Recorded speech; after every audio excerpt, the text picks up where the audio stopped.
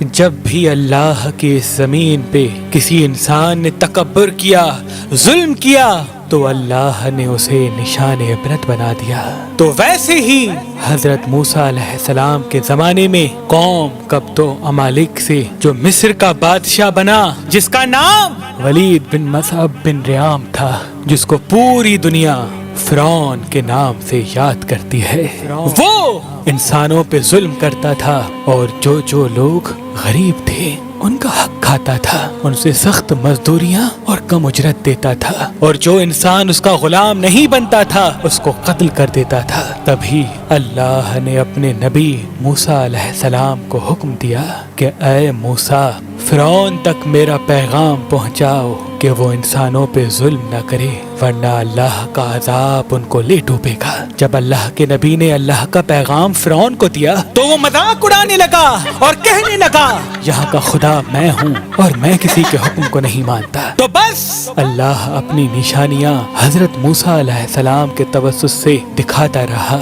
اور پورا مصر حضرت موسیٰ کے معجزات کو دیکھ کے حیران ہوتا گیا۔ کچھ ایمان لے آئے اور کچھ فرعون سے سوالات کرنے لگے۔ بالآخر فرعون موسیٰ علیہ السلام کے معجزات کو دیکھ کے اس بات تک آ پہنچا کہ آج میں موسیٰ اور اس کی قوم بنی اسرائیل کو قتل کر دوں گا۔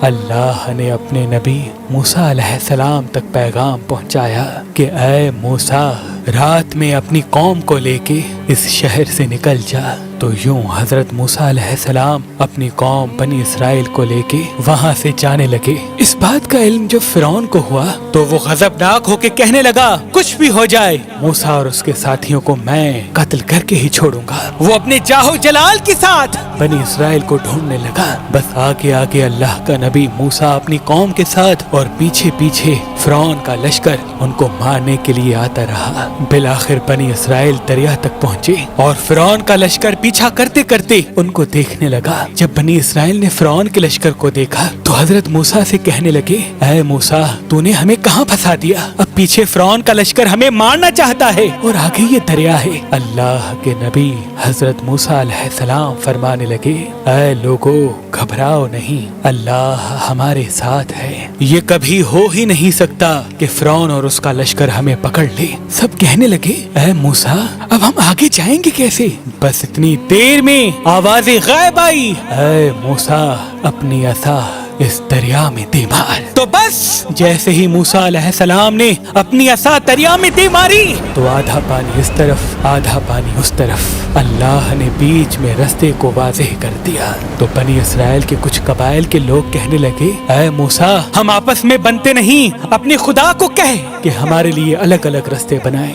اللہ کے نبی موسیٰ علیہ السلام نے اس دریا میں 12 جگہوں پہ عصا ماری اور 12 الگ الگ رستے بنے، اور وہ 12 قبائل الگ الگ ہو کر دریائے نیل سے جانے لگے۔ جیسے ہی یہ منظر فرعون اور اس کے لشکر نے دیکھا تو وہ بھی ان رستوں پر حضرت موسیٰ اور اس کی قوم کے پیچھے آ گئے۔ جیسے ہی موسیٰ علیہ السلام بنی اسرائیل کے ساتھ دریا کے اس طرف پہنچے اور دریا کے بیچوں بیچ فرعون اور اس کا لشکر موجود تھا، تو اللہ نے پانی کو پھر سے حکم دیا اب ویسے ہو جا جیسے پہلے تھا۔ تو بس وہ پانی پھر سے مل گیا اور فرعون اور اس کا لشکر ڈوب کے مرنے لگا۔ یہ پورا منظر حضرت موسیٰ اور اس کی قوم دیکھ رہے تھے، اللہ کا شکر ادا کر رہے تھے، اور اتنی دیر میں فرعون چیخ کے کہنے لگا میں بھی موسیٰ اور ہارون کے اللہ کو تسلیم کرتا ہوں، میں بھی ایمان لاتا ہوں کہ موسیٰ کا اللہ بڑی قدرت والا ہے۔ اتنی دیر میں آواز غائب آتی ہے کہ اے فرعون، اب ایمان لاتا ہے جب تو دوزخ کی دہلیز تک پہنچا ہے۔ اے فرعون،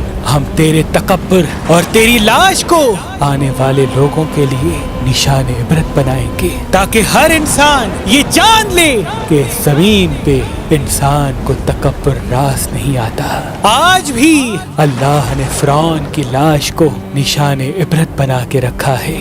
بے شک جس انسان نے تکبر کیا، انسانوں پہ ظلم کیا، وہ اللہ کی رحمت سے دور ہو کر دوزخ تک پہنچ جاتا ہے۔